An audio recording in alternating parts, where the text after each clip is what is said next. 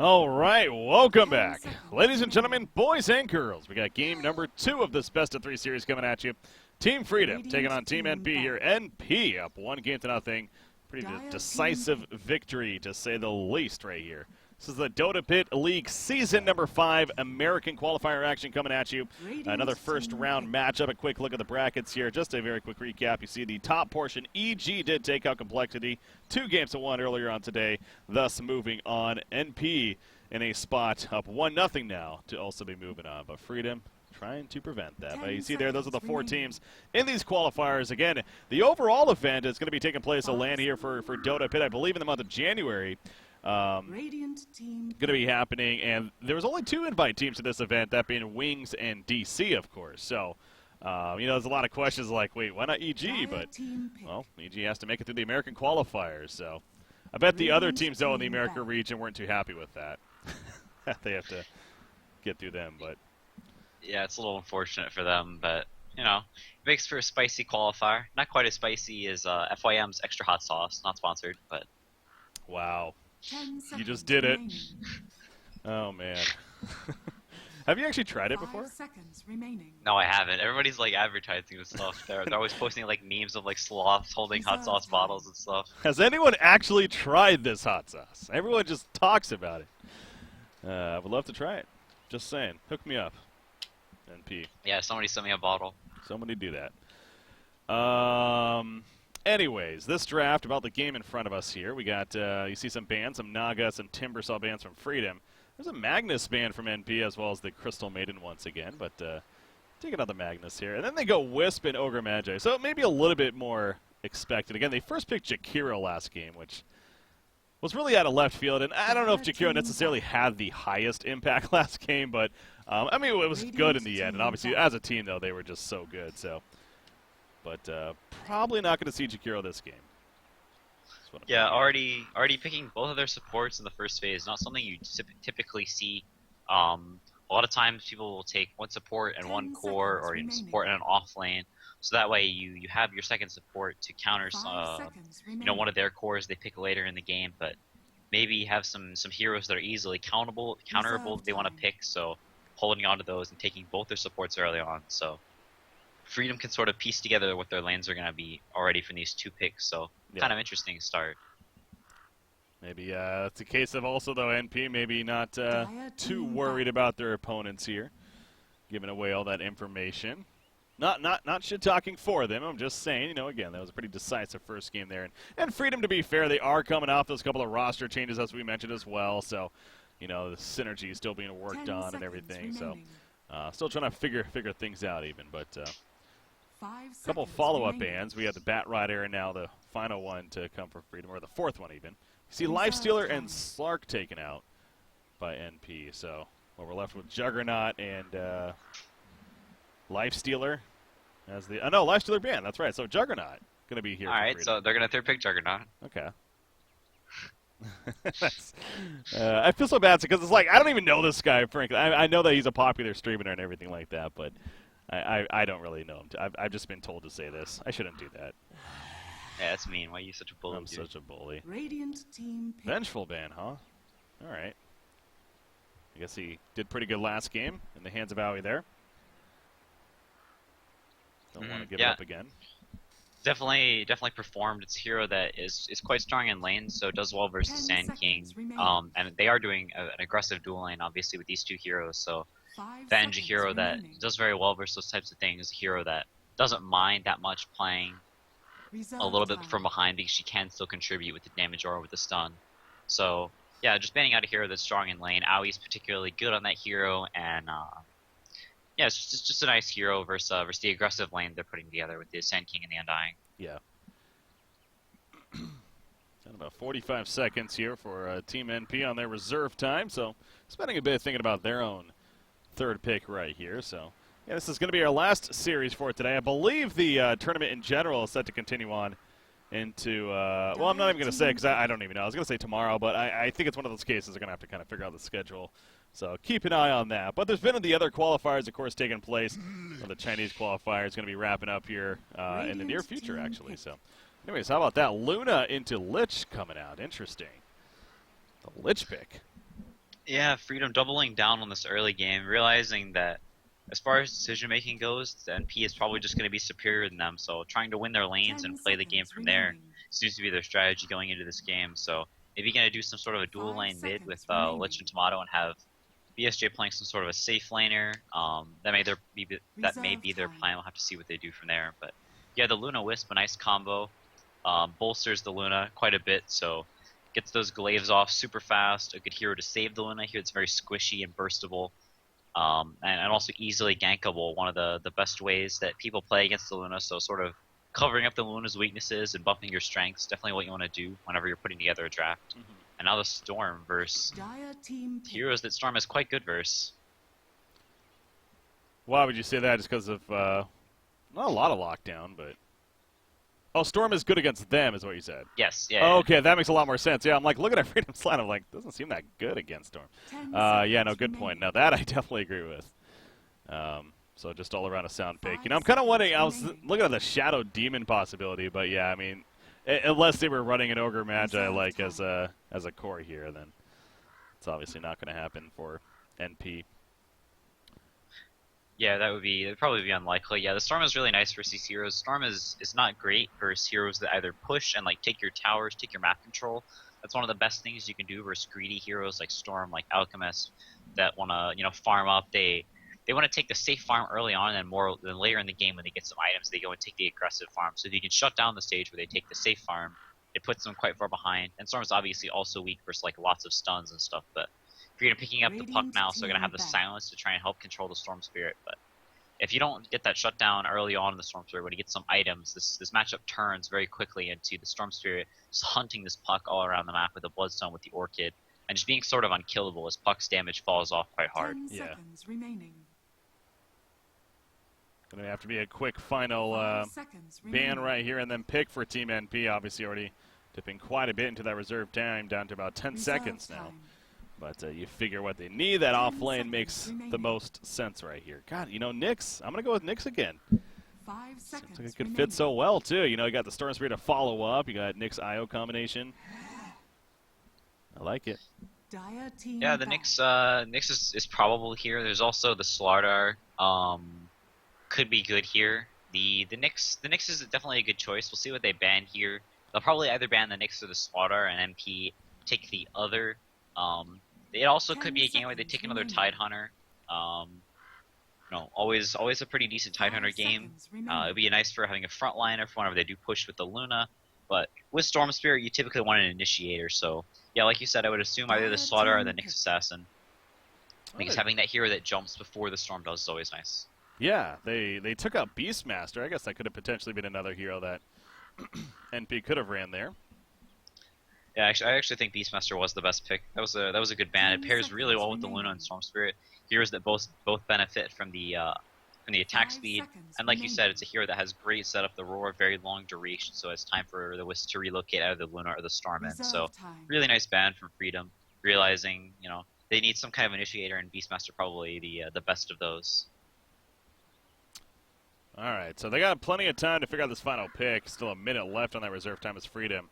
You see the ban on the Spectre even taken out there. Possibilities. Yeah, it's interesting. It's good versus the Wisp. Pretty good versus the Storm Spirit because you can have the Sand King hunting around looking for the Storm Spirit. Channel the Epicenter, and then going with the Stun and the Haunt, and it gives you some form of killing the Storm Spirit. The Haunt also good versus the Luna because the Spectre illusions can tank up the beams. So you could pop that whenever the Luna pops Eclipse and tank up some of those beams, maybe save your teammates, good in a team fight. And Luna not typically known for her massive burst damage or single target damage. None of MP's heroes are really, so Spectre a hero that you really need a lot of single target damage to bring her down effectively. So yeah, just a nice ban overall. They also need quite a hard carry as most all of their heroes are space making. And yeah, they go with the Anti-Mage. I'm surprised Radiant they didn't team ban pick. that versus the Storm Spirit, but I guess they have a plan. They're confident. Yeah, again, I think a lot of that goes back to the mentality that I'm sure they do have, as stressing really at the beginning there. They feel like they are the better team, and as they 10 should. And again, seconds not only remaining. that first game, but just how they've been playing as of late. So, gonna rely on that 5 perhaps seconds as well. But their final pick, hey, 2 points for me. Got Took him. it. Finally, after 2 games. It actually works. No, but yeah, it just seemed like it made sense to go with the Wisp especially. And kind of just looking at both these lineups, I feel like NP's is one of those. It's just nice. Like it just comes together. It all makes sense. There's no really like glaring question marks. It's just a very, very sound lineup. Freedom, on the other hand, it feels a little bit rocky. I feel like it's kind of a mix of somewhat aggressive, but not really. So it's going to be interesting to see how that works for Freedom here. Yeah, they're very committed to winning these lanes. Almost all of the heroes are terrible when behind. Anti-Mage, Puck, Lich, Undying, Sanking. So they're very committed to winning, like I said, this early game, making sure they win their lanes. They can get a quick Blink Daggers and the Sanking and the Puck and make stuff happen, and maybe they'll have a chance. But if they do fall behind early, if the NP can get some good rotations off with this Ogre, then the things could turn grim pretty quickly. But we do get the treat of seeing a BSJ Anti-Mage, almost as famed as the Arteezy Anti-Mage, so... Yeah, I have a feeling that's not true. I kind of read through your lies right there. Yeah, I will say one thing for Freedom is the wombo combo potential. When it comes to team fights, the glorious ultimates coming together, it's definitely potentially there. So I guess that's like a one strength that is pretty good on the side of Freedom here, between the Dream Coil, the Epicenter, and then you throw the Chain Frost on top. That's what it's called, right? Chain Frost, yeah. Of Lich right there, so definitely potential to be pretty big. And then the Mana Void, as you mentioned, going up against the Storm Spirit, especially could be big. Okay, they smoke down the middle lane here. Does Freedom. Put the ward down. They're going to run into Ogre. Oh, cutting back mid. They want to get the Storm. Oh, that's big. Yeah, they're going to collapse on him. Storm has no clue. And this is going to be a first blood on the Storm Spirit. That's got to feel good. 30 seconds to battle. That's revenge from last game. That was a weird smoke, but they do get him. The Lich scaling up the Q for that, I'm not sure if that was needed or even like worth the kill. So now their bot lane, it looks like they're going an aggro try. Is that what they're doing? Maybe the Undying or the Lich will head up. Okay, yeah, so it looks like the Undying is going to play up there with the Anti-Mage to try and solo zone the next assassin. But yeah, this bot lane is definitely going to be weakened for the first couple of levels. Oh, NP actually going for an aggro try. And they're going to have to dodge, put the Anti-Mage down bottom. Now, what we just saw there, too, though, both bounty runes taken by Team NP. So while Freedom was trying to kind of figure out their lanes, NP actually ends up sniping both the runes. How big of a deal is that? I mean, because I've heard so many different things on that. Like, is that actually a pretty big deal? It's nice, but it's not like game changing. Before, whenever the runes gave XP, it was huge, but now it's like, it's just nice. It's gold. Okay. It's pretty important that your mid gets one, but since Freedom got that first blood and the Undying is helping out mid, it doesn't really make a difference for Tomato, but it's more important that EE got it. Yeah. Yeah, again, EE getting that first blood himself last game. Falls this time around. Gets first blooded. So a little bit of revenge like I was talking about there on the side of Freedom. Got to feel good about that. But yeah, it is going to be this aggressive trial lane from NP here at the top lane. Ogre Magi kind of... Oh, he blocks the 1 minute spawn right there. So he's just simply using his body to put the blocks out, preventing the pulling from happening as a result. And just kind of small plays like that are just, good to see. It just adds up. That just takes away, effective farm that could be had by Freedom right now with the way this lane's pushed up. So, yeah, very well played there by Ogre, especially knowing how tanky he was, that he didn't feel vulnerable either.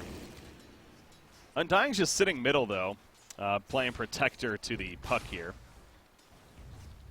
Yeah, looks like I was wrong, actually. The Storm wasn't able to get the rune. Looks like he was still coming out of base or something like that, so... Only 1 CS on the Storm right now compared to the Puck's 10. Really getting just crushed by this Undying, putting all this pressure mid. That's sort of Eagle's specialty. He's a mid-sitter extraordinaire. Skywrath, Undying, those are sort of his signature heroes. So definitely experienced in the art of mid-sitting. Okay, gotcha. Learning something new there. Okay, just died a neutral creep. So getting some of that efficiency out there. Ooh, the Courier got a little close right there. Tomato's actually taking some good pressure. He's going to be fine, but pops the salve there. Just delivered to him. So bottom lane, a little bit of pressure, more so onto Nick's assassin as the top lane. Luna got picked off, actually, and now more potentially on Ogre Magi. You see Sand King getting low, though himself. It's not going to chase as a result, but yeah, able to take out the Luna at the top lane. I was watching action elsewhere. How did that happen? Yeah. And SPG rotated away to help out EE in the mid, and I guess Aoi just playing a little too aggressive while the Wisp was gone and costing him to pretty bad death, giving the Sand King and the Lich the start they need to win this game. Oh, up here the chase is on. No, he's trying to get himself killed by the neutrals right there, but Luna actually credit for the kill. Getting some revenge, you could say, onto Sand King, so well played there. Able to chase him back, and yeah, Luna, despite that death, she is second in the game of last hits right now, and again has that kill now to work with as well. They're really protecting this middle lane area, though, the runes especially. The Eagle's going to go down here and pick up a battery rune that still happened to be there. Meanwhile, Lich coming in the middle lane. The illusory orb is not going to be dodged, and Tomato goes in, commits for the kill. Onto EE right there, the phase shift. Also SVG, obviously not nearly enough damage to do anything further. In fact, yeah, needs to be careful himself not to also get caught here in that middle. But middle being controlled by Freedom here, safe to say. Yeah, they're playing this early game like we said they needed to do really, really well. They set up the lanes how they wanted to. The Animage has a 1v1 down bottom, so it's not going to be getting free CS, but it's going to be getting pretty close to that, as they're pretty similar laners. Both of them are just going to farm, maybe not as much as they would before, maybe missing a couple of CS, but you know, pretty similar. But EE getting shut down massively in mid, and only level 3 right now, and the puck almost level 5. So Tomato's going to have quite a bit of kill potential for a long time, so going to have to commit heroes to help EE, which is going to weaken their other lanes, so maybe opening up kills on Luna, but EE is going to go down again. Yeah, being on the uphill over here, not the place to be at all. Even the Tombstone being used by Undyne to really kind of zone him out, block him off, and no chance to get away there. In fact, 1437 could also be Death of Decay, and it is enough. Puck secures the kill, and he picks up the double kill, in fact. So, hey, he talked about Tomato just before that happened, how he's already such a great start. I mean, now even that much better. The double kill thrown in there. Looking very strong and very positive for Freedom. Already up 5-1 in hero kills. Jeez, this game, safe to say, going a little different here. Game number 2. Yeah, this is not the kind of start you want to have as a Storm versus an Animage. It's really, really essential in that matchup the Storm is ahead, because if you are behind, this Animage gets some items, and you can just never commit to a fight, because if you ever do, he just holds his mana void, and then use all your mana jumping in, jumping around, getting kills, the Animage ults you, and you just sort of nuke your team. So it's really not a position you want to be in as the Storm, and like we said before, this puck just over twice as farmed as the Storm. Really, really costly in this early game for NP. They missed a kill chance here at the top lane. That Lich definitely would have been dead if 1437 just chose to ignite him instead of the Sand King, but it was kind of a last-minute decision. You can't blame him, obviously, for trying to commit to Sand King when clearly Lich was the easier target as soon as he went around the corner right there. So, missed kill opportunity, but Lich will survive. As bottom lane, they're diving down here onto the Nyx. He's trying to kill the Tombstone. The heal comes out, though. Oh. And he pops the carapace trying to survive through this. It's not going to be enough, however, and BSJ will be able to blink away.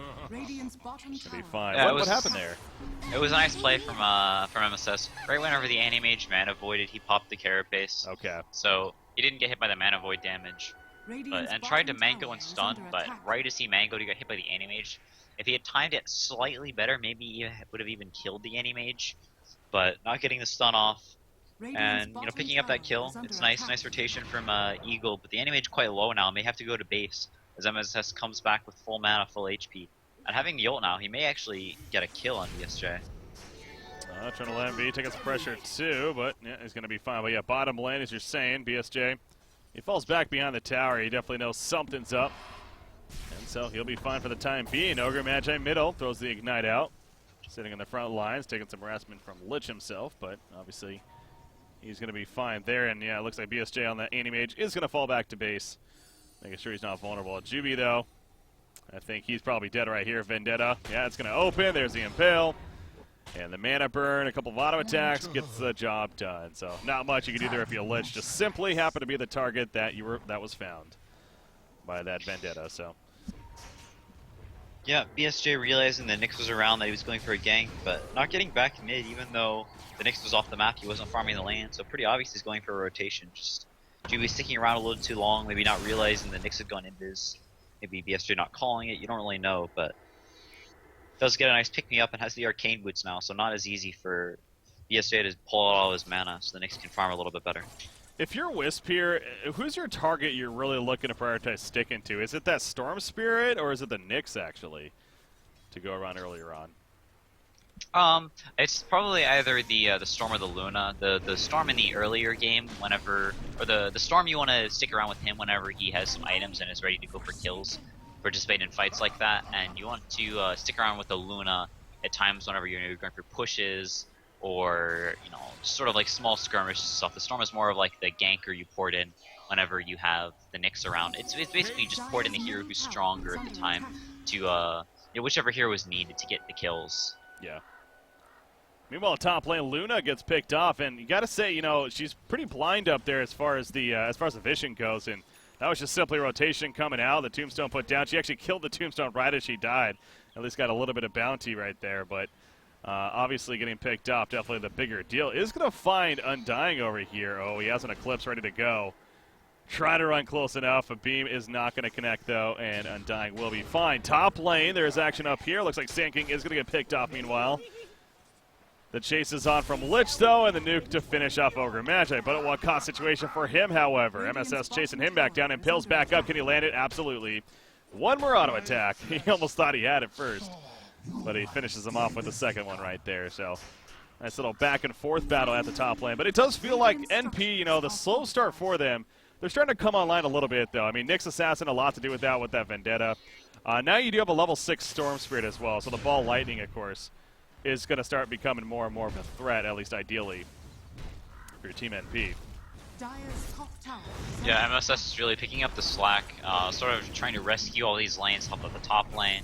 Got that kill in the Lich mid, so sort of pulling things back together, and that's what you need to do.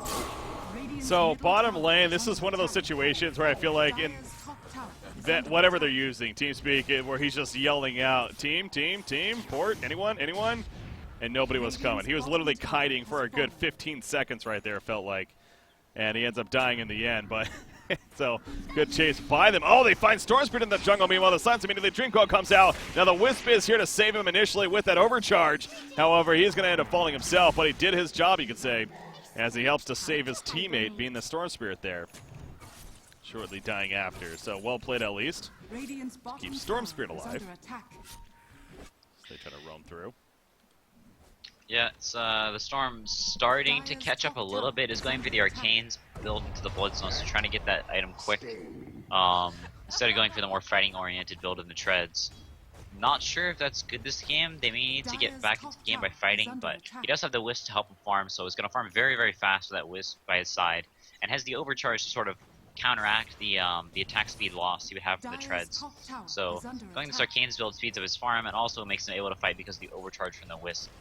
Yeah. And just nice choice from Envy going for the Arcane Soul, just trying to catch up, going to this bottom lane for some safe farm to catch up, but BSJ not having any of that. Oh man, that was a good attempt from Undying right there, again, really showing the potential of trying to keep Lich alive, but not enough.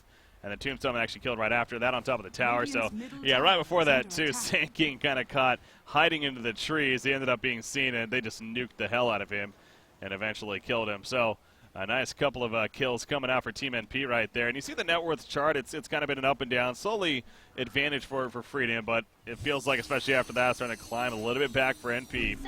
Experience kind of the same story now. You know, kind of been wondering to myself, when is Luna going to move? Like, I feel like she's been at this top lane for a long time now, and she's died a couple times up here. Now, she is 3 kills, and she does have a Dragonlance. I mean, her farm overall is pretty solid, but should Aoi be going to the bottom lane by now, you think, or...? I'm not sure. Normally you do break up trial lanes like that. Like, once you take the tower, you'll typically break it up, but they took the tower so late because this lane went quite poorly that that they didn't really need to break it up. It was sort of weird for them to switch. The Sand King would have got fast Blink Dagger, so I guess they were committing more to shutting down the Sand King's Blink timing by a little bit and having Anti-Mage, you know, maybe have a quicker Battle Fury. Yeah. And just play it that way.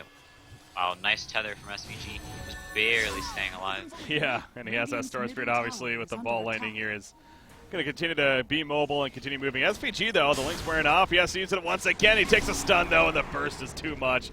Again, even the tombstone coming out. Maybe a very, very ambitious tombstone right there. Obviously not much of a fight breaking out, at least near it. As they're going to chase, though. BSJ blinks in very aggressively with Puck, though, nearby. However, now here's the turn potential. Stun through from Nyx with that Impale.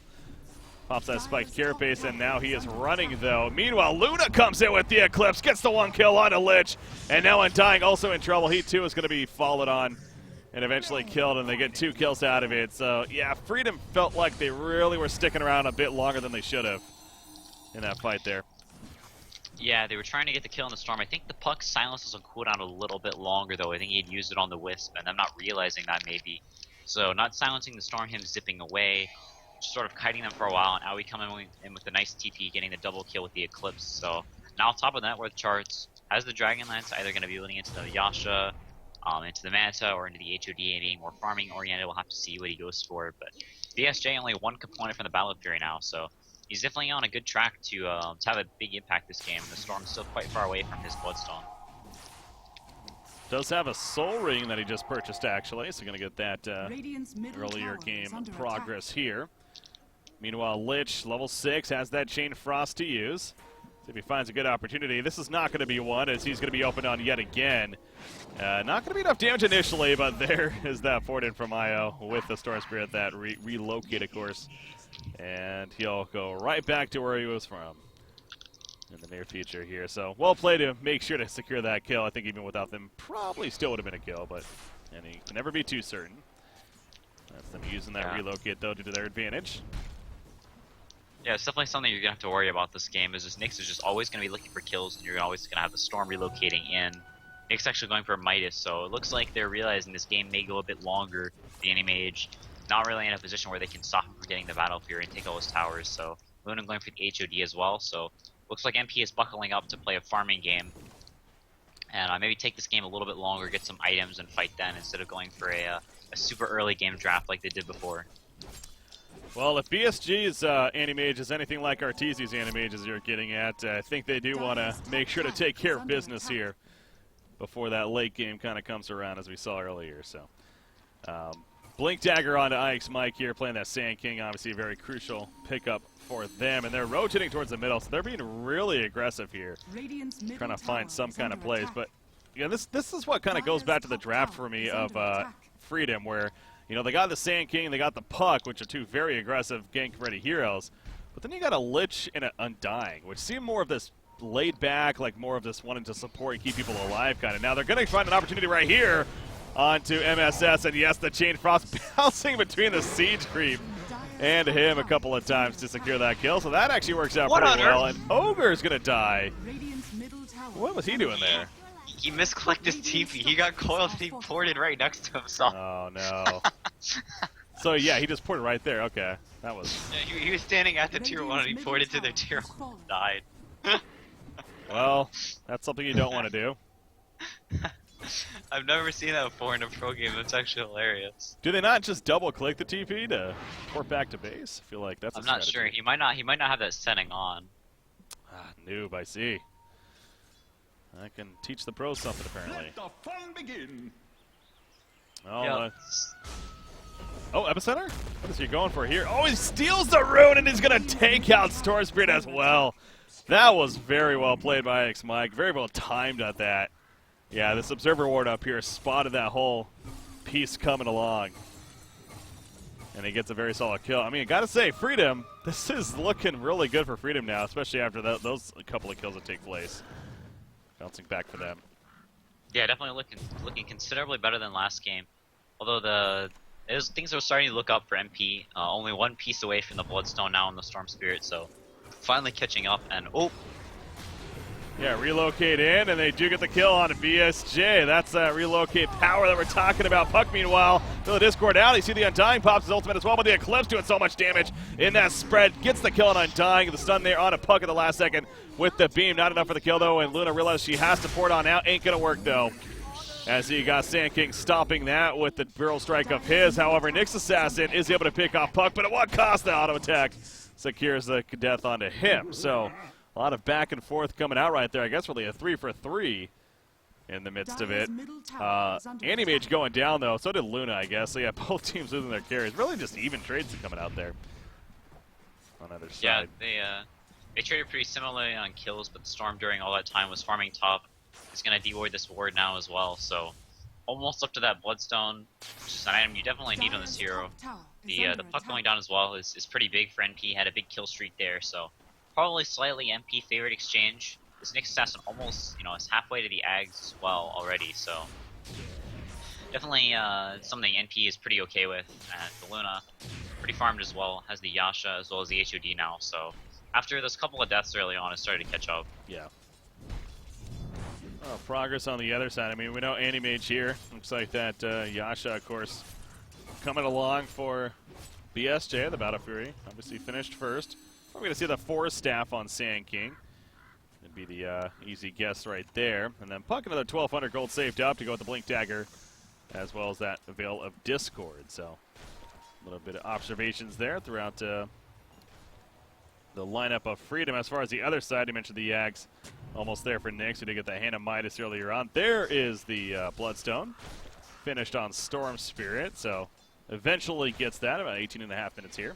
Dire's middle tower Or Eternal Levies. Died a couple times this game, so yeah, a little bit slower than you like. Go 4 times actually, so understandable there. They got a relocate ready to use. Wondering if they're going to maybe try for something, but yeah, they're all grouped up here at the top lane, so not worth it. Yeah, they may look for a fight here though, or at least to defend this tower. Now that the Storm has Bloodstone, they definitely want to start racking up some charges before this Animage gets so many items that they can't really deal with them. So this Nyx is probably going to go snooping around for a gank. Looks like Luna's TPing up to defend this mid lane as well. So maybe you're going to group up, fight this tower. It's definitely a fight they can take. The Storm now really tanky, and the Animage without a manta, so not really too many ways to burn all the Storm's mana or kill him before he zips away with the Wisp, with the defensive capabilities of that hero as well. Yeah, really trying to put the pressure here at the top lane. Again, when it comes to team fights, Freedom would not mind doing so with a lot of AoE synergy of their abilities, definitely, and just overall presence in said team fights. Feels like it's pretty good. Not that it's bad on MP side, but that's going to be the strength of Freedom, it feels like, this game. But, God, they're being very patient up here. They are really waiting for somebody to poke out. But Eternal Levies, he's not falling for it. He does have the support coming in now with Ogre as well as the Wisp, but, I mean, even now they're still just kind of sitting back. I mean, they don't see them anywhere else on the map is probably what it is, so they figure, they're probably still around. So it's just kind of funny to see a team just sitting in the trees like this for a good minute almost. Nothing really coming out of it. What they wanted to do was defend this tower and then have the Nyx find somebody, relocate and get a kill, and then take the fight from there because they know the Animage can't be there. But BSJ sniffing it out, staying just ahead of the Nyx, one step at a time, so not able to get that relocate gank with the Nyx burst damage. So Animage is continuing to farm up, only 1,500 away from his meta style now. And the Nyx almost to his Ags as well, so core items getting finished up across the board. And this game is going to come a lot down to this this big fight. Whenever that first team fight, 5 heroes from each team taking part in, that's sort of going to decide the fate of this game. Because right now things are pretty even, but as this game goes later and later, things are going to start getting really scary for the Storm Spirit. Yeah. Animage bottom lane pushing it out. Now Nyx is nearby with a double damage rune. Actually, it's just about to wear off though, and obviously there is support on top of that, so it'd be silly for Nyx to try for anything right here. Instead, he's going to scout things out, and he'll notice that Sand King happens to be nearby, and there's another support even, and a dying also coming in, but ports in from NP. Oh, they're looking to make a play of this Vendetta opening on a Sand King. The Impale comes out. The Storm Spear follow up. Undying is here. Not going to be able to save him, though. And now Undying, the one in some trouble. Throws down the Tombstone, if anything, to distract them.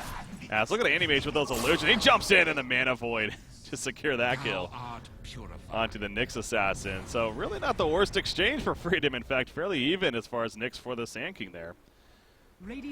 Yeah, trading offliners, the Storm gets a Bloodstone charge, which is nice, but not the fight that MP was looking for. They want to find a fight where they can get a lot of Bloodstone charges, shut down this Animage, but Freedom playing the split game, forcing forcing them to just farm and look for fights with his Nyx, but sitting behind the Anti-Mage, turning the kill around, and breaking basically even. Puck has the invis here, is going to make the escape. Tomato, very well played on his part, using the Blink Dagger after the Illusory Orb and getting the distance, obviously the invisor and helping with that, but ultimately makes the escape. Top lane, BSJ should be fine. Yeah, Star Spirit's not going to remotely even risk anything right here. He just kind of goes in and quickly runs away. The tower will be destroyed, and then he blinks away. Puck, though, jumps in with a Dream Coil, and the Drain Frost now coming out. Will it bounce more than once? No, it will not. Well played right there on the spread from NP. However, the chase now continues. Tombstone put down. Ogre Magi on the run. Bloodlust himself, and he'll be good. In the background over here, what is that about? Nyx simply gets caught in the background in that flank position, so he goes down, and Freedom may keep this push working now. Yeah, they already have the Tombstone, so they may back out and just push out the lanes, not taking any risks. So it looks like that's what they're going to do. Freedom has a very strong timing coming up where the Anti-Mage has a Basher, gets close to the Abyssal, and the Storm and Luna haven't gotten to critical mass yet. And if they can hit that timing really well, hit it right on the head, then Freedom is going to have a really, really strong window where they can take fights quite well.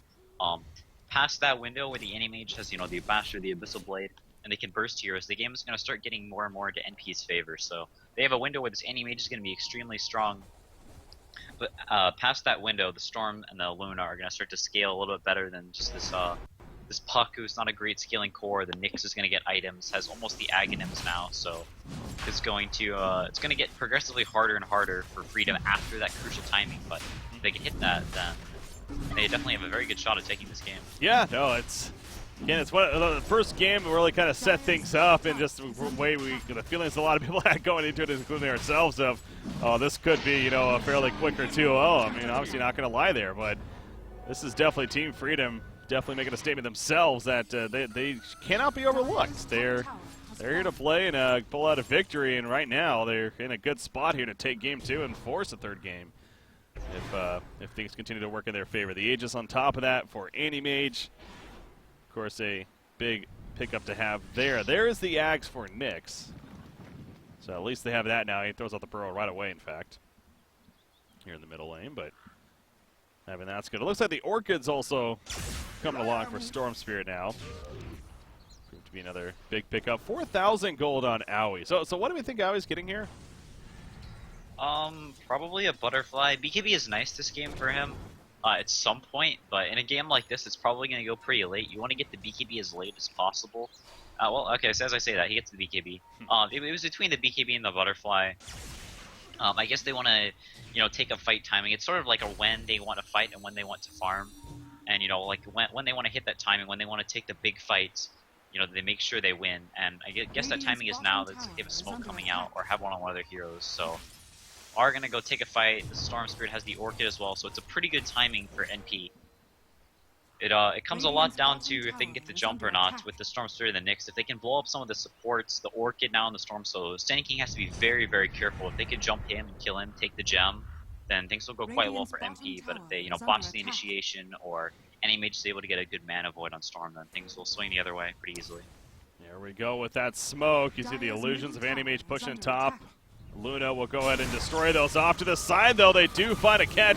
Looks like onto that Sand King. However, the Chain Frost is going to come out, start bouncing around. Wisp off the bat is already picked off. Meanwhile, Anti-Mage getting very low, actually. Standing his ground, he's going to be able to blink out, but again, he has an Aegis, remember. Worst case scenario. In fact, he goes back in because that Aegis will be popped right here. You see Burrow from Nyx. He's going to unburrow, though, and try to run. They do get Ogre Magi, but now the Aegis resurrection of Anti-Mage. He's back into the fight. Wanted to chase, but the rest of them will not commit to it. NP does fall back. Storm Spirit got out of there fairly quickly. Anti-Mage taking some good damage here, but wow, he's at half life already. In fact, Storm Spirit coming in the side as well. Mana Cell pop, though. Oh my god, the chain's going to continue, though, but not close enough. If they got Anti-Mage there, oh, that would have been a disaster for Freedom. At least he escaped, so. Yeah, it was pretty close. The fight played out really weird. Envy jumped to the backline and tried to kill the Puck, but just a little bit too tanky. He wasn't able to finish off the kill. So just sort of wasted a lot of his time, wasn't really in the main bulk of that fight, and not really getting that much done. So the fight, you know, slightly Freedom favored. They get a couple of kills. They lose the Aegis, but Puck has the Hex now, so this Storm needs to be very, very careful in a pretty precarious position where they have a lot of ways where they can deal with the Storm Spirit, so even more than ever, this game comes a lot down to initiation, who gets the jump on who, and if Envy can win this fight in a duration to where they kill his Animage or they force the Animage to back so he doesn't nuke his team. I was just about to ask, and we see them attempt to use it right there. Oh, that's a gem drop too. Yeah, that's pretty solid kill for Team NP as they pick up the Sand King here at the bottom lane. Have they been using the relocate enough, do you feel like? And I mean, we really haven't seen a lot coming out. I mean, even right there, it was the kill had already happened basically as they relocated in. Is that something that they could possibly have been doing more, maybe with that Storm Spirit, or really has it just not been an opportunity, you feel like? There really hasn't been that many opportunities for them to do so. Freedom has been playing as 4 and Animage alone mostly, and they've been trying to get pickoffs with the Nyx Assassin, but as I say that. Yeah. Well, they find Storm Spirit and get him before he can even blink. Yeah, that Abyssal Blade. Not even necessary there, actually, just simply lockdown provided. Yeah, the puck with the Hex into the Silence. Losing all of those Bloodstone charges, and now realizing they have the Hex and the Abyssal up, the Storm has to play a lot more with his team, and it looks like they realize that and are going to go smoke and try and take a large-scale fight now. Yeah, that's something else that's going to be to the benefit, too, of Freedom right here. So, actually, speaking of that puck middle lane, here comes a Chain Frost. It's not going to bounce, though, Storm Spirit. He'll just actually ball lightning away before too much else damage comes out. Sand King, meanwhile, gets the jump on a Nyx Assassin out to the side, takes him out. Eclipse popping out from Aoi 2000 here on that Luna. Animage jumped in pretty aggressively, gets healed up from Undying. Luna trying to stand his ground with that BKB, but he's not strong enough. He has to run, as he's doing here. A puck following, though. There's a stun from Sand King, helping to secure a further kill onto the Wisp, it looks like. And Luna is also going to be picked up. A double kill for Animage throughout it. 4 for nothing right there in the middle lane. Yeah, Freedom is this is their game to lose now. Yeah, they hit the timing right on the head. They have the Hex, they have the Abyssal Blade, and we can't really split up anymore, but they also don't really fight man that well. Freedom has all these Lich armors that are stacking up, making the Storm and Luna practically useless. They did almost no damage in that fight. Stuns from the Sand King. They just have so many disables that makes it really hard for these squishy cores of Storm and Luna to really do anything in these fights. And this Hex and Abyssal Blade really just showing how strong, having metric tons of disables, so the Storm really can never commit to fights without being super careful, or, like so in the last fight, hurting his team a whole lot with the Mana Void.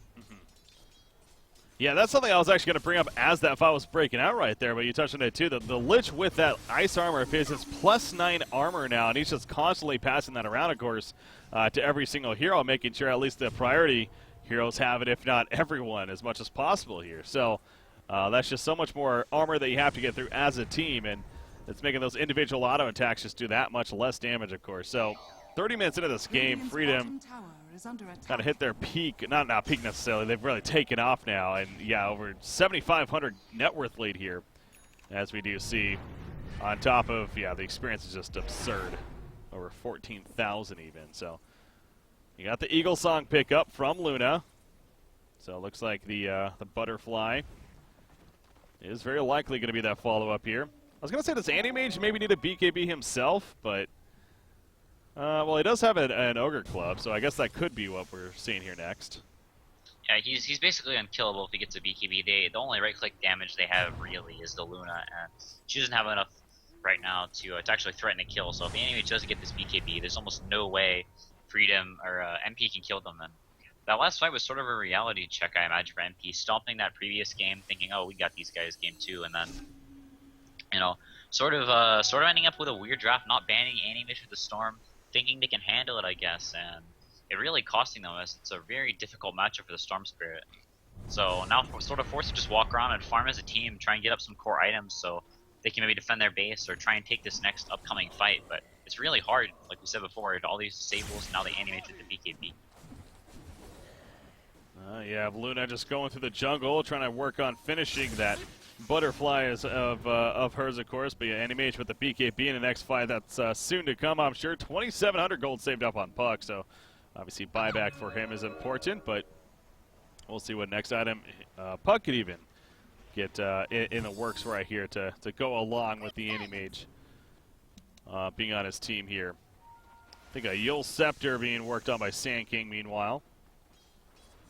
Yeah, it's definitely a nice pickup for the Sand King. Anything they can do to deal with the with the Orchid from the Storm, they're all just sort of building these items that make it to where NP has no way to kill them, and they have such limited ways to kill people that if they do build items to counter those limited ways, then NP just doesn't really have a way to fight, a way to kill people with the Lich Armor on top of it, dying kills, all that stuff that we already talked about.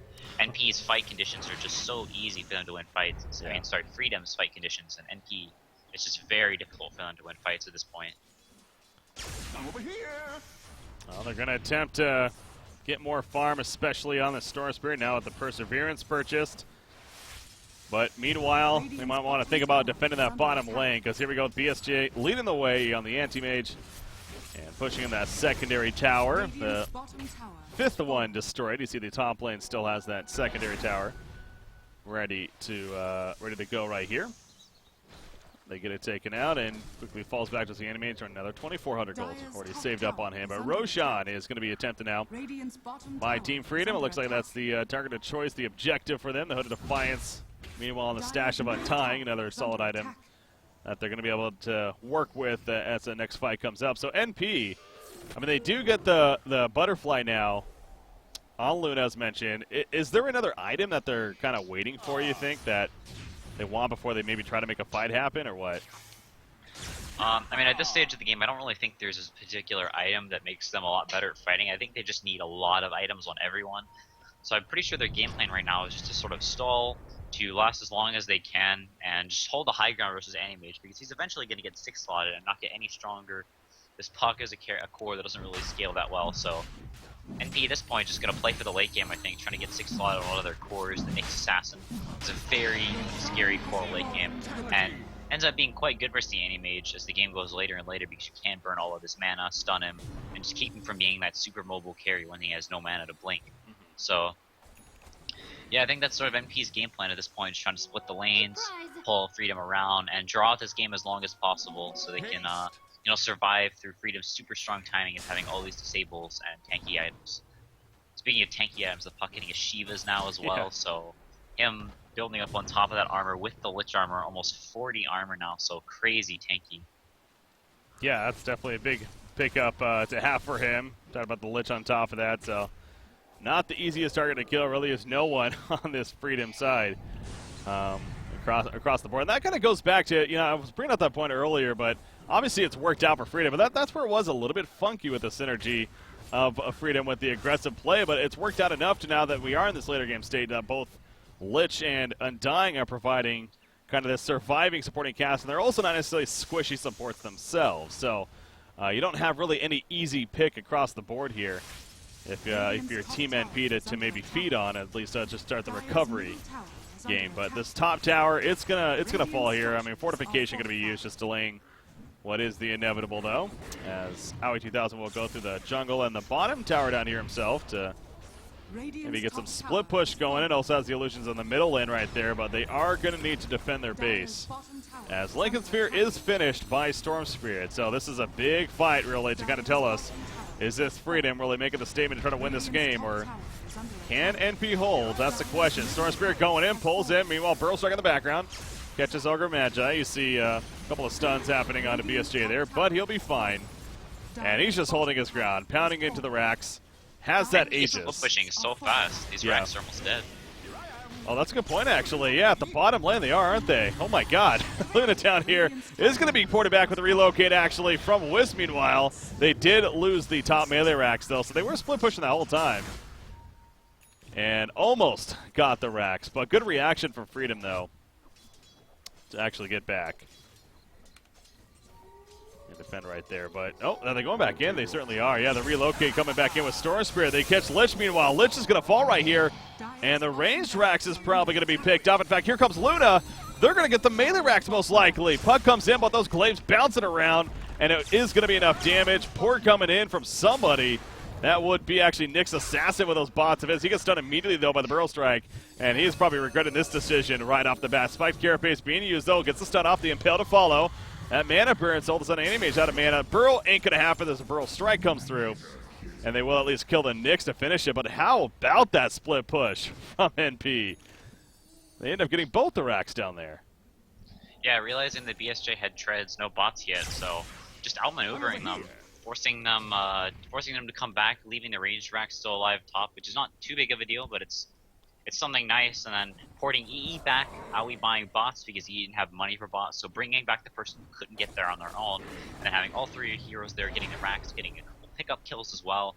So NP with that maneuver actually in a reasonable position right now, but Freedom is still very, very strong as a 5-man unit, so it's going to go and try and take down these buildings again. Yeah. Yeah, this is a game that definitely could, it's kind of setting up to be, almost it feels like, to be one of those more epic kind of finishes, the way that split push take place right there. But yeah, you got Freedom now, once again grouping up against, mentioned, the Aegis onto Animage. Can't be much longer left on that, so is just rushing towards this bottom and trying to at least push that back now, of course, with the racks being taken in favor of the Radiant side here. So teammates, though, they're a little bit behind. You have IX Mike making his way over there on the Sand King, but not there just yet, so don't want to go too crazy at this point. They're making their way to the front, however. But NP, again, the question, they can't really split push this time. They don't really have that creep wave pushed up to port 2 or anything like that, so they are going to have to really just defend this time around. We'll see how well they can actually do that here.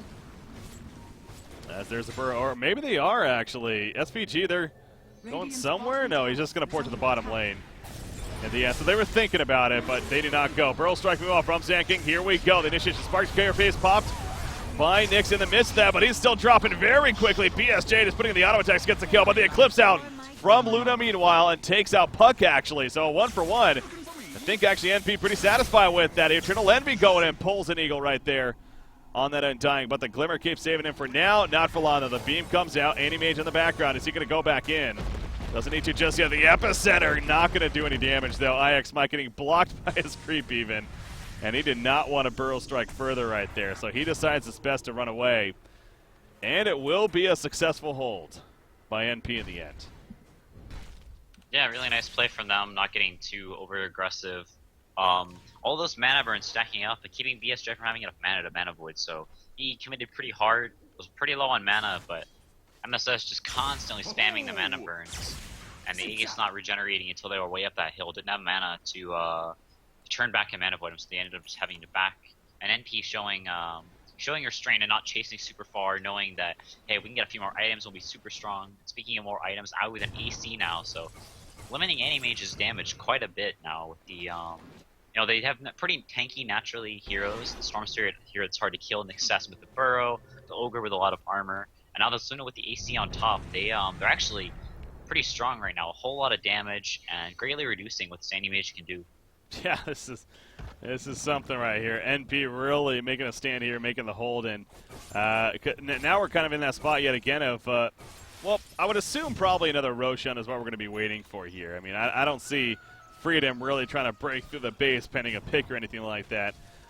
Just trying to bang their heads against a wall. So Roshan very likely going to be a possibility. As far as vision goes, neither team has vision in that area right now. You do see NP with some wards near their Ancients over here. To see anyone maybe coming through with some gank possibilities, but other than that, pretty dark on the map right now. But yeah, and then there's also the possibility to relocate for some backdoor presence as Luna's going somewhere. Okay, just back to base, so not a big deal there, sending the illusions out. Yeah, in games like this where it slows down a whole lot, you quite often the team with the better scaling supports does really well in these fights, and Lich as a hero scales just terribly into the late game. His only good spell late game is Ice Armor, and it's sort of past its due date as NP has quite a few attack speed items now. The Ogre has the Bloodlust he can give to everyone, so this Ice Armor not really doing that much. So now the most useful thing Lich has is a Glimmer Cape, and any hero can have a Glimmer Cape. So Freedom basically playing 4v5 at this point. The Undying still reasonably useful with the Tombstone. Forces them to attack, it wastes some attacks, but whereas NP supports, have this Bloodlust that increases all of their damage. He has a stun, the Wisp, Overcharge, and Relocate, always going to be massively useful, as well as the movement speed with the Luna, making her 5/2/2. So NP supports, as this game goes longer and longer, just really help the cores excel compared to Freedom supports. Oh, they need to get back now. Wisp and Luna up here. Yeah, the chase is on. Sand King, that Burrow strike with the Ags, but he missed. Beautiful tether from Wisp. He's going to be taken by the Eels, though, and I think that's just pretty much giving up. That if anything, it make them chase him. And so, good decision right there from the Wisp. Who, yeah, he is going to eventually die right here. Meanwhile, Aoi 2000 still running. There is the Abyssal Blade stun. BST, he's pretty far up here, though. Although that team support is now coming in. The Shivas as well. Luna going to be bursted down. The Mana Void to secure that. So now Luna does have a buyback, but good chase by Animage, actually. As that proved to be. They catch him, and now double damage also up here, too. Which I believe they're going to spot right here. So this should be picked up by Animage or given to him somehow. Yeah, you see the ping's coming out. And he blinks right back towards it, so. Yeah, they're probably going to have to expend this buyback on Luna. Either that or pull off some miracle stalling with the Nyx just stunning people over and over again. Cause getting just overextending, staying there a little bit too long, and NP looks like he's not going to try and cut the waves. Looks like he's heading bottom to start the split push. And sort of having conflicting thoughts. OE is looks like he's going to zip from the backline, but Dire having that ward, seeing where he is, they may actually be expecting this to be able to jump him. Yeah, they're just going to the middle lane, actually, and well, they're going full force. In fact, in the background, they jump really far in on the Nyx Assassin. However, they don't get the kill on him. He's hiding that burrow for the time being. Gets another impale off. The stun with the spikes. Kerberos is actually going to survive, and Puck's in trouble. Gets the illusory off at the last second and able to port with it and manages to live. Nobody dying there. That's unbelievable. There's the buyback onto Luna finally happening, but that will be enough to scare off Freedom, of course. But wow, I mean, several heroes getting so low right there. And actually all surviving in the end, but I'll take your treatment. At least, again, NP does hold. Granted, a buyback used onto Luna. It's for 6.5 minutes now. It's going to be down. Yeah, NP picking up a couple of smokes as well as Freedom, so everybody realizing how important this Rosh is right now. Whoever gets the Rosh may even decide who wins this game, as it is very, very close right now. So looks like they're going to smoke over to that area, maybe try and get a pick off and secure the Roshan for Aoi since he doesn't have that buyback.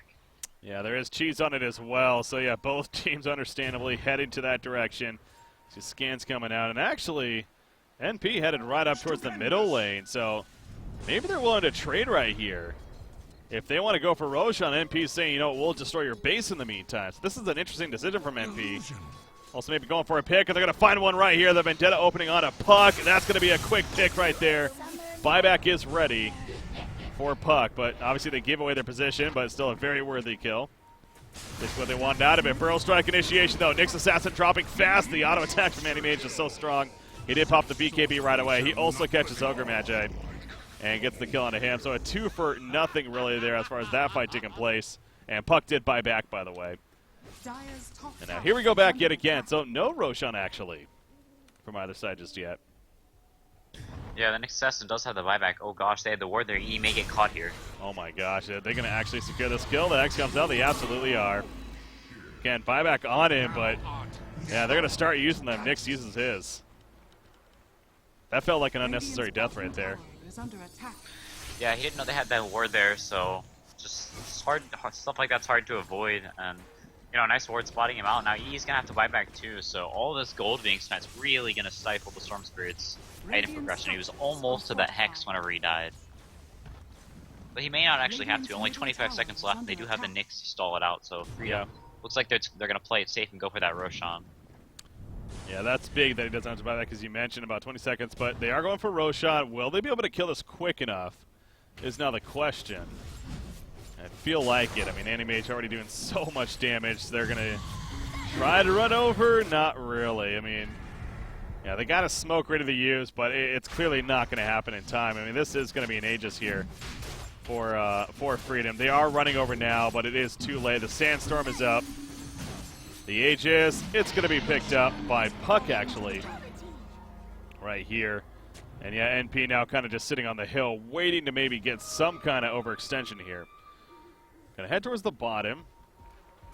Oh, they're pinging all over the place. I don't think they're even sure. They're going to find Lich, actually.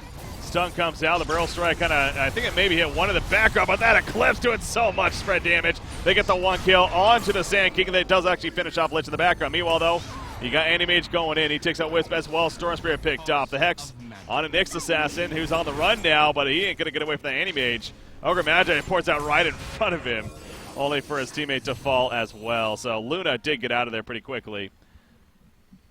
All right, well, they lose 3 heroes, though. All with buyback. No, Nyx does not have a buyback. That's right.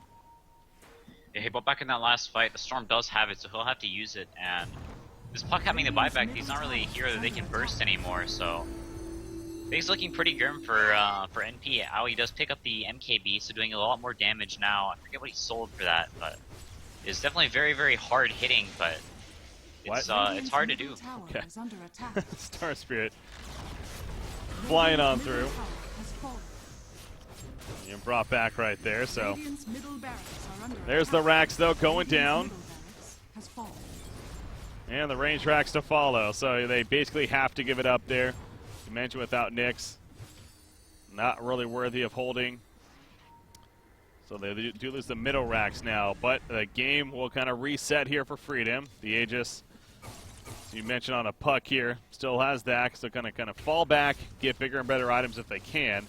I mean, if you're Animage here, he does already have the Moonshard buff as well. It's, you know, what else can he get really at this point? Does he get rid of the Battle Fury?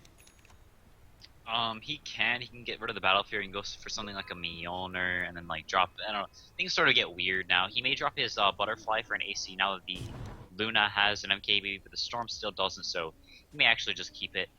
It sort of depends on what NP goes for and what he thinks is best, but he's definitely going to save for buyback, so not really going to buy anything right now. Yeah.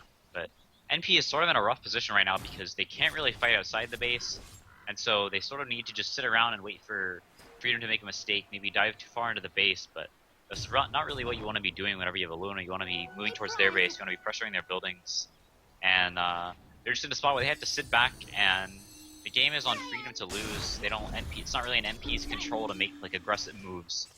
They may try as they LTV back to base, may end up going for a smoke or something, but they don't really have a ward to smoke to.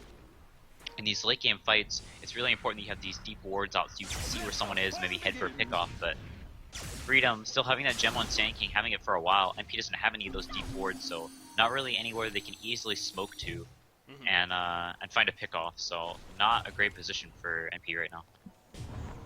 Yeah, you can just tell from their vision, of course. Obviously, it is very, very dark right here. You have Nyx is scouting things out, but as we see, not going to be able to find anyone. Maybe find a double damage rune, which would be nice. No, he's porting back, actually. So, figuring maybe they are elsewhere, and he'd be correct. Freedom is, in fact, in the Radiant jungle currently, moving on through with their own smoke, trying to catch somebody. They're going to catch some illusions there of Luna, but no real heroes as they've all fallen back to the base now. So, into the base they go. Perhaps the game final push if Freedom is able to play this well enough. Coming out right here. Yeah, they did pick up the Hex on Envy, so another way to lock down this Animage once TV wears off. Maybe a way they could take this fight by just focusing down this Animage. Oh, there's a stun to start it off right there. Sand King's in the background as well. He gets a Burrow Strike off, but Storm Spirit's flying around. Uses the Hex on a Sand King, actually. They want him dead. BKBs are up, though. Aoi 2000 in the midst of it. Spamming those cleaves with the auto attacks. Doing so much damage with the Eclipse as well. Animage getting fairly low, but he's able to blink out beforehand. Nobody dead, are you kidding me, throughout all of that? Unbelievable. But the racks are dead. So, Freedom, they're like, we're fine with that. That's good.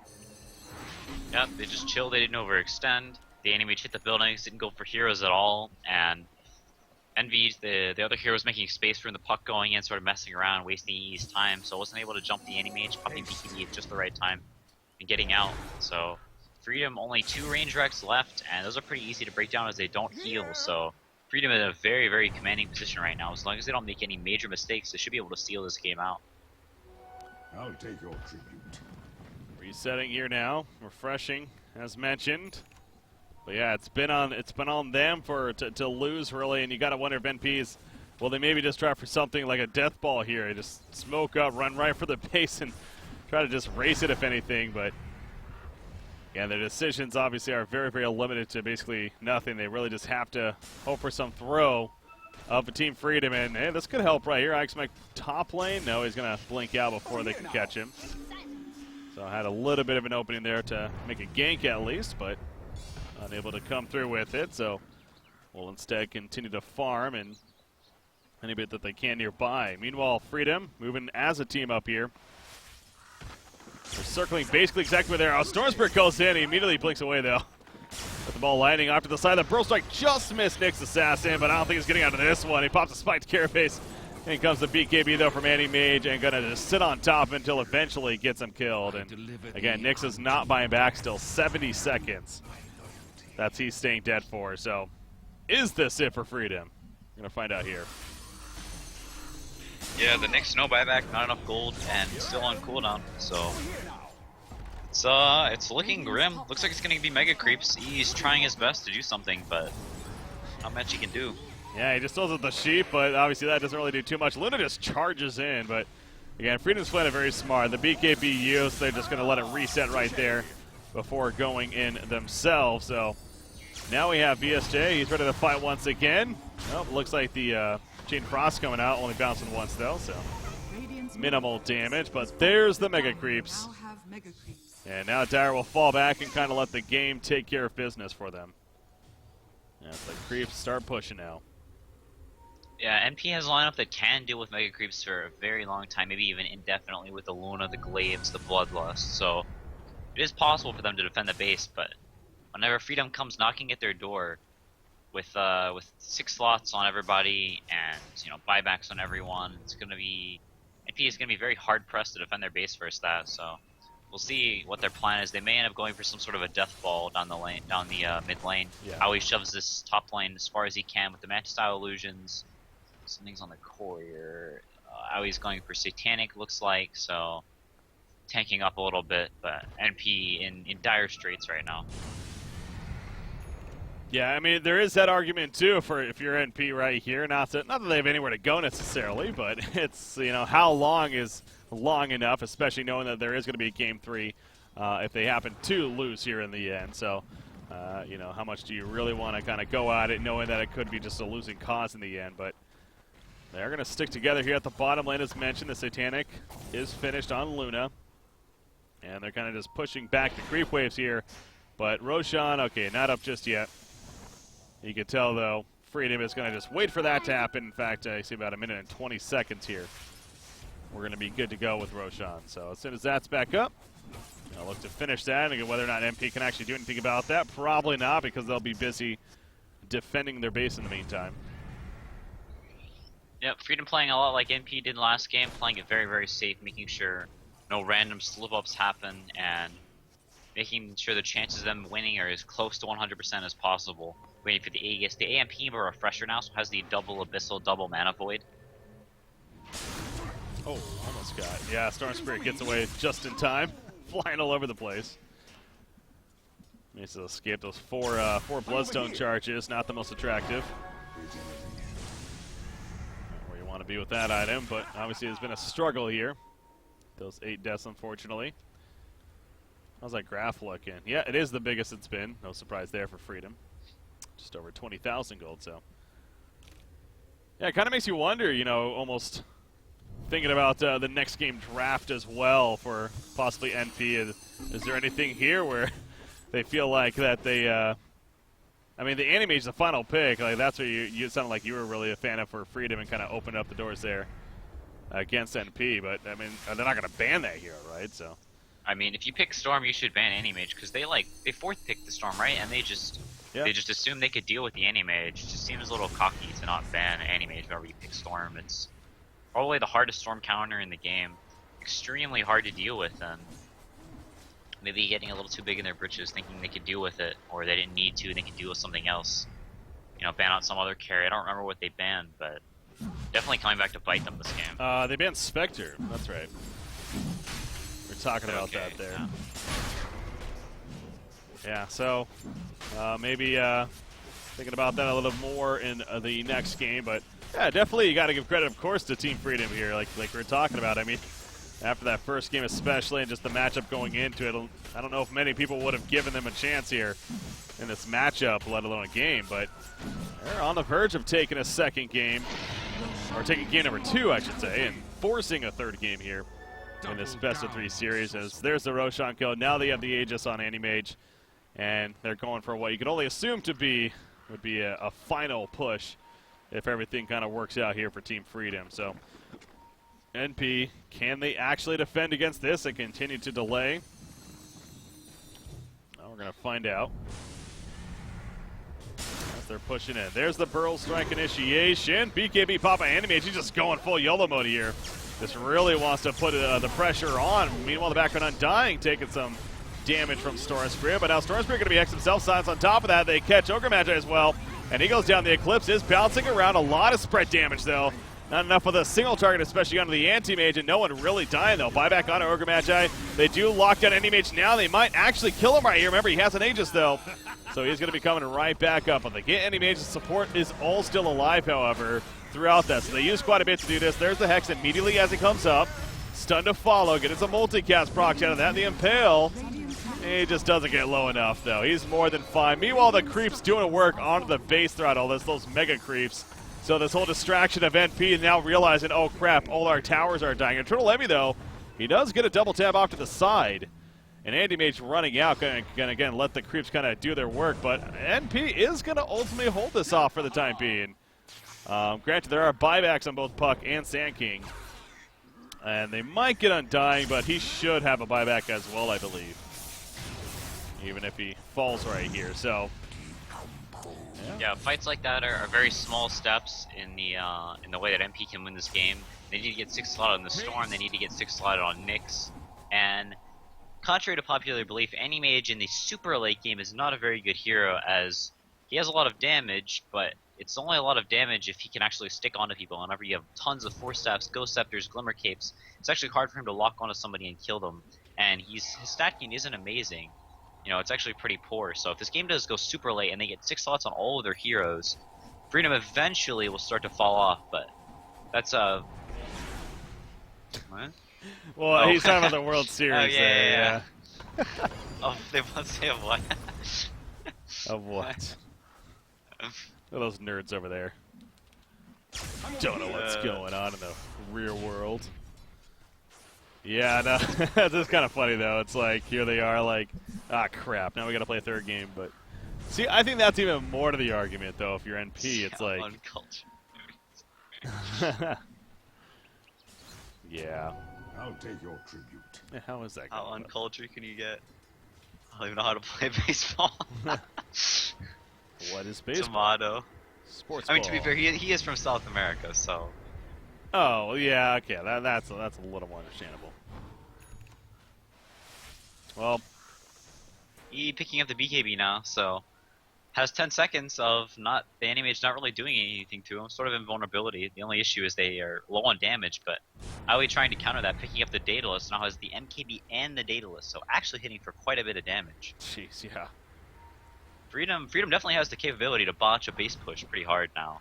If they do get a little antsy, a little impatient, and overthink their strength, and it looks like they're going to go smoke into the base, try and find a pick off, force a buyback, maybe back, or take it from there if the hero doesn't have buyback. But this could turn into NP favored if they can save the hero the Anti-Mage jumps on. I mean, everyone does have buyback though in this game other than Ogre Magi, well, as far as timer at least. I mean, everyone really other than Undying on the Dire side does have buyback as well. So again, even if they happen to die here, they'll still come back up and look to make a play. But yeah, they are going to go in, as mentioned. Trying to sneak on in here. Nyx setting up already with that Burrow. There's the Burrow strike, though, to take out the Burrow. Strikes down that Burrow. Wisp, meanwhile, tethers away. Caught by BSJ, however, and he will be bursted. He is not buying back. And the creeps are moving in. Luna pops that Satanic. Going to be fine for the time being. The Chain Frost, meanwhile, bouncing around throughout several heroes back here. A lot of damage done to Ogre Magi. He will fall. The epicenter on top. And he goes down with his Nyx Assassin teammate. Nyx does buy back immediately, though. Storm Spirit in the background. They do not have a kill yet onto Freedom. Luna just really keeping her distance with these auto attacks on all the creeps. Again, the crits are popping up here and there. Triple Levy jumps back in. BSJ is getting low, and it is going to be enough to take him out. He has that buyback, though. Uses it immediately, and good games are actually being called. They do take out Luna. Luna buys back, though. The Calais still bouncing around, so there's kind of mixed feelings right here. Is that offensive GGs? It looks like it is, actually. Anyways. Somebody canceled it. Well, yeah, it's like there was like a last second. Maybe there's hope. No, there's not, guys. There's not. They almost fake GG. That was like a little bit of fake GG. They canceled, and then now we had to recall it. That was that would have been something. That would have been quite the drama-filled finish. No, but it ends up being as expected, at least in the later part of that game. Team Freedom does come through in just over an hour there. and they do take game number 2. So, well, we are going to a game 3, and again, going into today in general. I don't know if a lot of people would have guessed that, but both series happening to go the distance right here. And we're going to find out, can Freedom continue this momentum now? That is that freedom they're working with, or will Team NP take care of business, as I like to say. So, I think we should just go right into the break and set up for game number 3 at that. So, anything else to say, CCNC? No, looking forward to this third game if Freedom can show up to play like they did for game 2. All right, well, ladies and gentlemen, sit tight. Game number 3 coming at you. I'm Breaky CPK, joined by CCNC here for Dota pit coverage of the American qualifiers. We got our